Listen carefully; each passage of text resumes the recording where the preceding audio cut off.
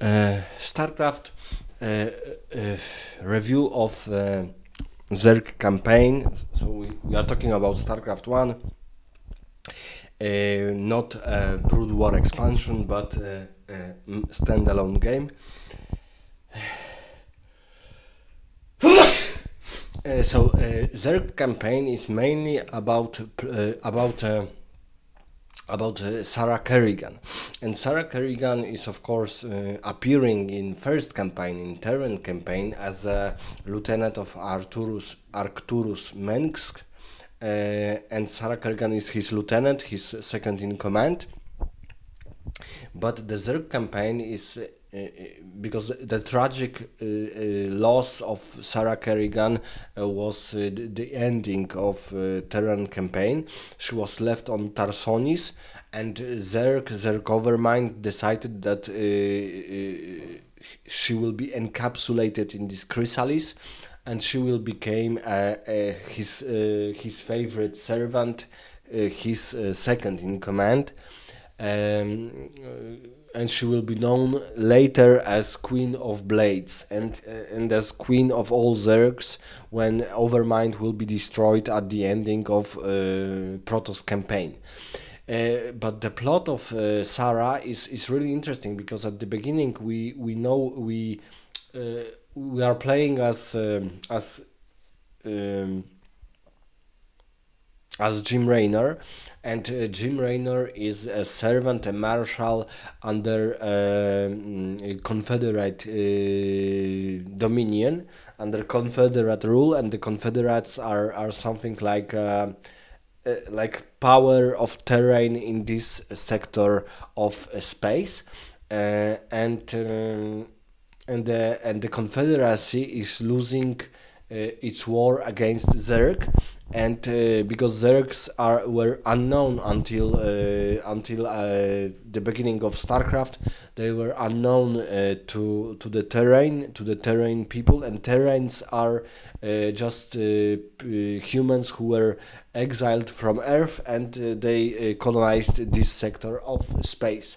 So as in Terran campaign, we are playing as Confederate magistrate, and then we are switching our sides and we are joining Raynor, and as Raynor and magistrate we are joining Sons of Korhal, who decided to help us against the Zerg and against the Confederacy. And unfortunately, Sons of Korhal betrayed their ideas, especially its leader Arcturus Mensk. He decided to lure all the Zergs into Tarsonis world of the Confederacy. It was their main world, and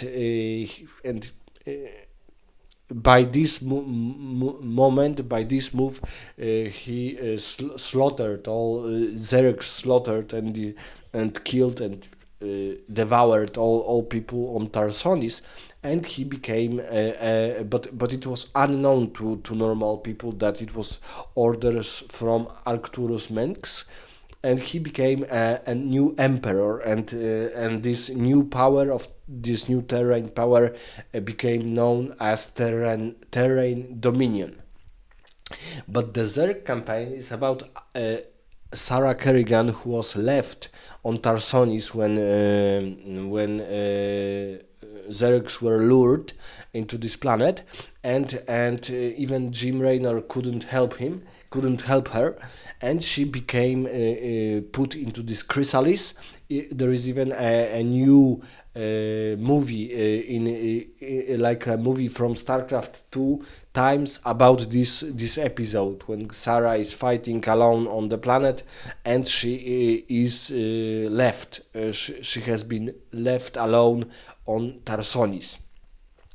And in Zerg campaign, which is a campaign of new creatures, of new race of Zerg, they are like beasts, animals of aliens, similar to, let's say, to some kind of bees structures or ant structures, but they are more vicious, more aggressive. They are from their looks, especially Hydralisk's looks, we see that they are very similar to aliens from Aliens universe, and they are extremely dangerous. Uh, and Sarah Kerrigan has become a new favorite of the Overmind because all these Zergs are controlled by Cerebrates, and Cerebrates are controlled, and they are like generals to the Overmind, and the Overmind is controlling all other Zergs, including Sarah Kerrigan. But we see in her campaign that, first of all, even when she was in Chrysalis, she was calling someone for help, especially Jim Raynor. We see this in these short movies when she's still in the Chrysalis. But when she woke up from this Chrysalis, she destroyed this Chrysalis and became an independent creature. She didn't know that, or she didn't want to tell that she know that she was calling for help of Jim Raynor. And of course Jim Raynor, because Arcturus also was aware of these psionic feelings, and he sent his general Edmund Duke, and Raynor sent himself to the planet Char. So they were at that time when Kerrigan was born, and of course for Jim Raynor it was a very tragic moment when he realized that old Sarah to some extent is lost to him. Old Sarah Kerrigan, even in this moment, Sarah is telling him that she is a Zerg now, and her past is unknown to her and put into the oblivion for her. Um, and the whole Zerg campaign is, of course, also about struggling with the Cerebrates, because Sarah sometimes she behaves like she is the ruler of the Zerg, and Overmind even likes it.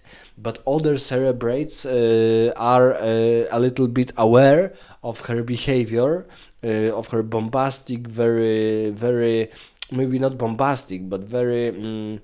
She's very bold in her moves, and they are, because the main plot of Zerg campaign is of course about Protoss, their ancient enemy, because the Overmind was created by the Zelnaga, these unknown creatures or unknown race, and Protoss probably also were created by the Zelnaga. Right now, at that moment, we know very little about Zelnaga, but this campaign is also about Kerrigan struggling with other Cerebrates, but also struggling with her, if she's only a favorite servant of the Overmind, or someone else, someone bigger, someone more serious. And of course she will be the ruler of the Zergs when at the end of the Protoss campaign Tassadar is successful of destroying the Zerg Overmind, and Sarah Kerrigan will be the queen of the Zergs. She will be now she's the queen of Blades, but then she will be the queen of all Zerg. And Starcraft 2, which was created about 12 years after the original Starcraft, because of course we have also not the Starcraft 1 but Starcraft Brood War, so it is like an expansion to the Starcraft, but it is almost as long as original Starcraft. And there will be other issues with Sarah and her devious and vicious behavior. But in StarCraft 2 we see that this whole cycle will be ended, because StarCraft 2 is like 3 standalone games. StarCraft 2, each campaign, each race has its own title and its own very long campaign. So it is ending with the Protoss campaign, and the ending of StarCraft 2 is it's unique, simple, but also joyful. And I think in this simplicity and this joyfulness, because it's not totally happy ending, but it is quite mysterious and quite happy ending, let's say. But right now we are in full darkness. Sarah Kerrigan is a queen of Zergs. She destroys other cerebrates when they don't want to hear their commands. She almost always do as she pleases, and Overmind is allowing her for that behavior because he's stating that no one, no, not even Sarah Kerrigan, can be put out of his control, as he is the Overmind as all the Zergs, and Sarah Kerrigan is still a Zerg. But the tragic story is the tragic story of Sarah is almost through all the campaigns, because we see, for example, in Brood War, the last campaign is the campaign of the Zerg. So in the original Starcraft, the last campaign is let's say is the most positive, because the Zerg campaign is about destroying Protoss, and the last mission is that the Zergs discovered when the homeworld of Protoss is Aiur, and they were able to destroy this homeworld, and Overmind manifested on that planet. So it was like complete heresy and complete abomination to the Protoss beliefs, the Protoss law and religion Kala, and to Protoss values. And in Brood War campaign, we see, for example, that the schemes of Sarah Kerrigan were at the next level, because in Brood War, of course, the Overmind is destroyed. The humans wanted to recreate the Overmind to control the Zerg. The Protoss are looking for their new home world, but the main character, the main vicious character, the main unique character is, of course, Sarah Kerrigan, and her, because uh, let's say that Starcraft is a very difficult real-time strategy, and the Zerg campaign, especially the last mission, is really very difficult. And in Brood War, this difficulty is even greater. So the Brood War is even greater, to the point that when I played for the first time in Brood War, I tried to the last mission of the Zerg. The last mission of the Zerg is so difficult that I tried maybe 5 times, something like that, and I couldn't beat it. I was too weak. Maybe now, when I'm because right now we have StarCraft Remaster, and I'm right now in the middle of Protoss campaign normal game, not Brood War.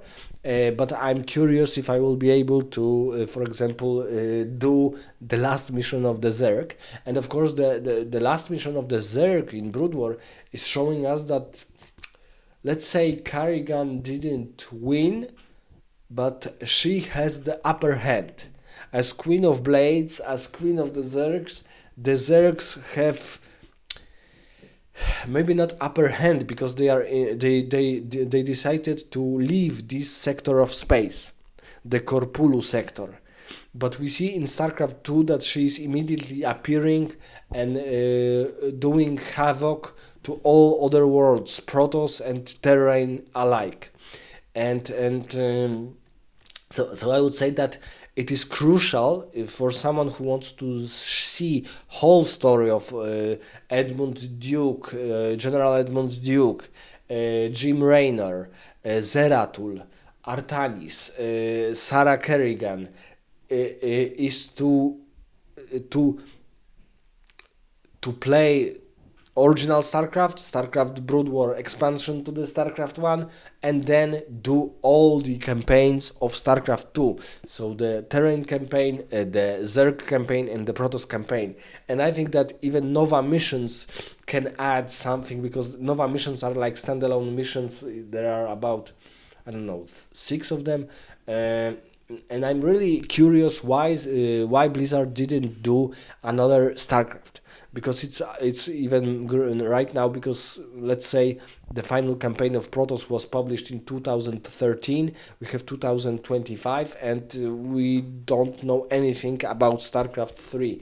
So it's probably will never, let's say never. Let's not say never, but we don't hear nothing about new StarCraft game. We hear rumors that there will be a new game in StarCraft universe, but everything about that game is still very very bleak. We don't know anything concrete, and I would say that the Sarah Kerrigan is combining and joining all other characters in this really epic story, because Brood War ended in a very undecisive and undecided moment, and it passed 12 years or even longer, if we because StarCraft 2 Terran campaign was published in 2010, Protoss campaign in 2013.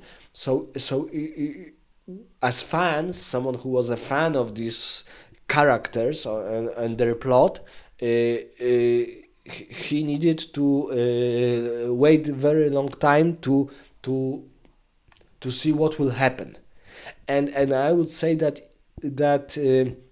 maybe I wasn't fully satisfied with ending of Protoss campaign of StarCraft 2, which was the end of, to some extent, the whole plot.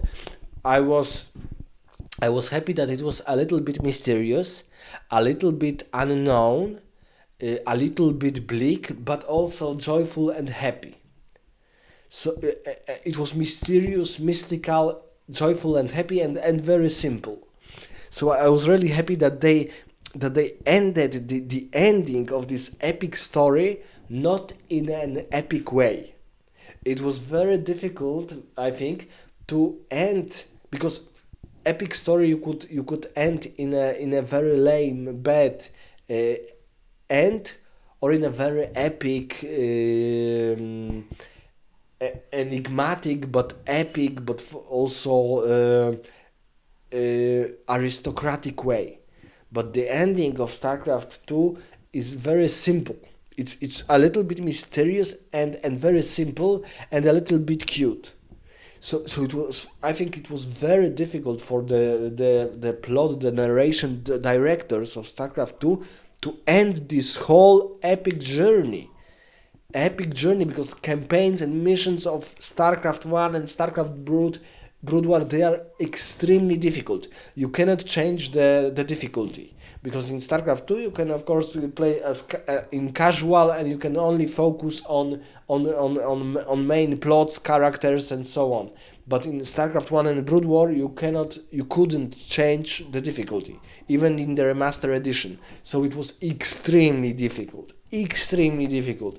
Because of StarCraft remaster, I rediscovered how difficult were games in the 90s. They were really, really difficult. Really difficult. I think it's better that right now you can choose the difficulty and focus more on planning, on characters, and on having pleasure from the game. Because, for example, I always thought that Dragon Age Origins in normal mode was very difficult, but StarCraft 1 and Brood War is much more difficult than Dragon Age Origins on normal mode. I don't know, because I didn't play on hard and nightmare, but the AI in StarCraft 1 is the best. It's almost like you were playing against a living human being. It's very intelligent AI at the ending of the 90s. So it's very impressive from Blizzard perspective, and from Blizzard programmers to do such intelligent behaving AI.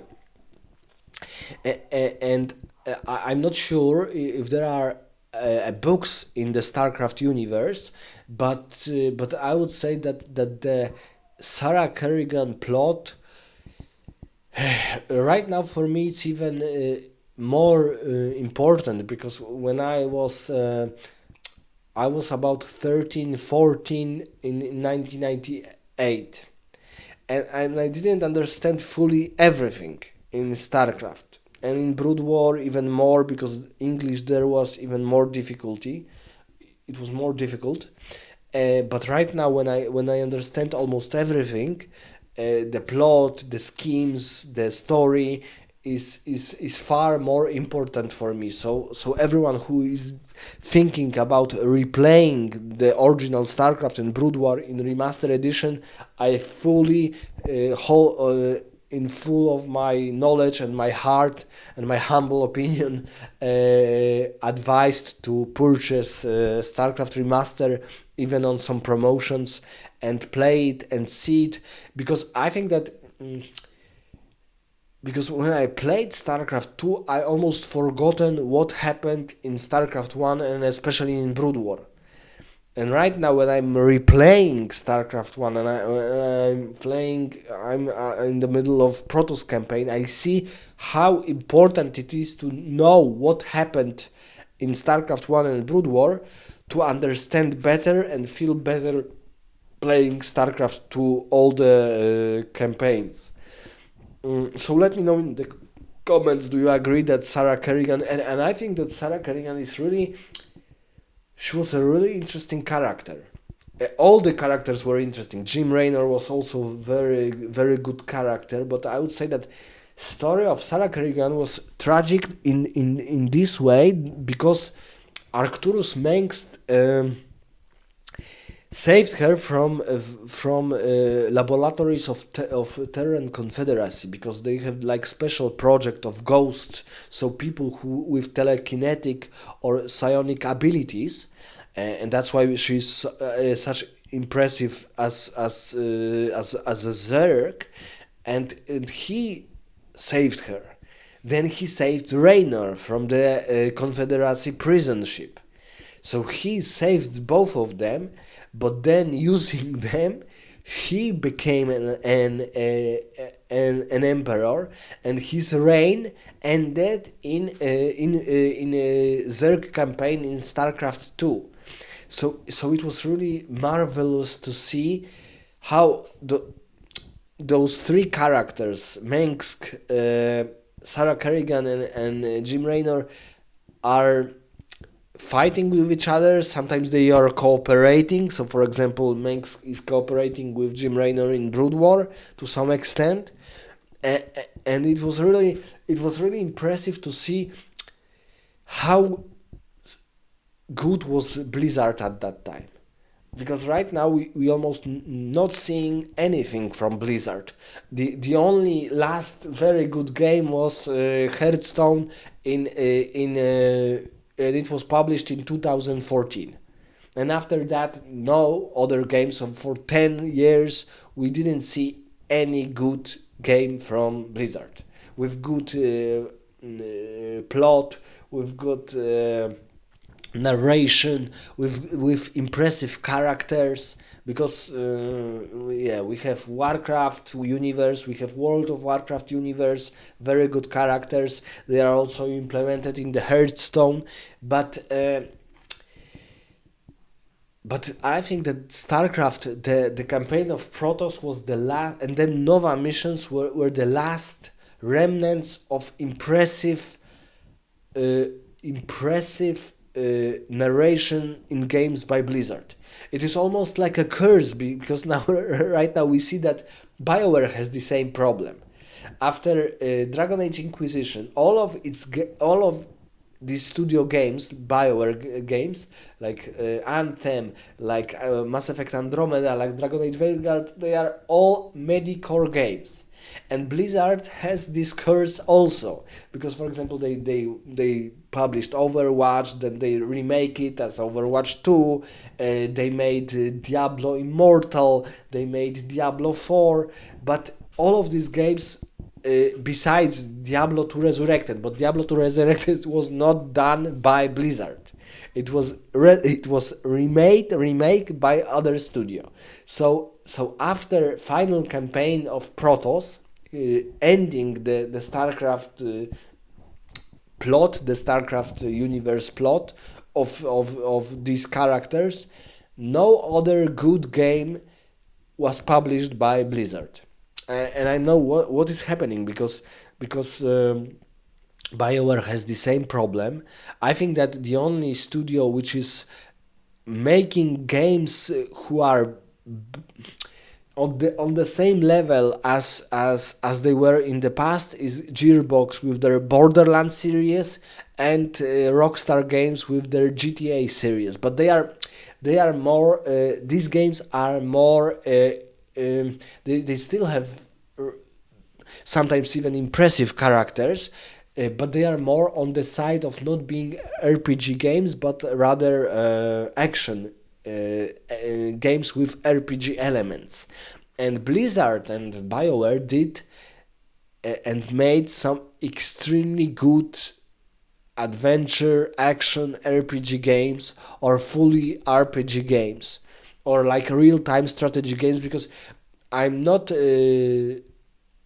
afraid to say that StarCraft 1, Brood War, and then StarCraft 2 with all its campaigns is the best real-time strategy ever published and made. Because Command and Conquer was impressive to some extent, but mainly because of their graphics and their graphics. But the StarCraft is the only real-time strategy series when the characters are impressively built, that every race looks completely different music, completely different UI, completely different menu, completely different everything. Their voices, their knowledge, their believings in God, in metaphysical world, everything completely different. Characters and heroes from each of the side completely different. Completely different and very epically done. So let me know in the comments what do you think about the plot of Sarah Kerrigan. What do you think about this specific character? What do you like? What you don't like about this character? If she is as impressive as I told in this review, let me know your thoughts in the comments below.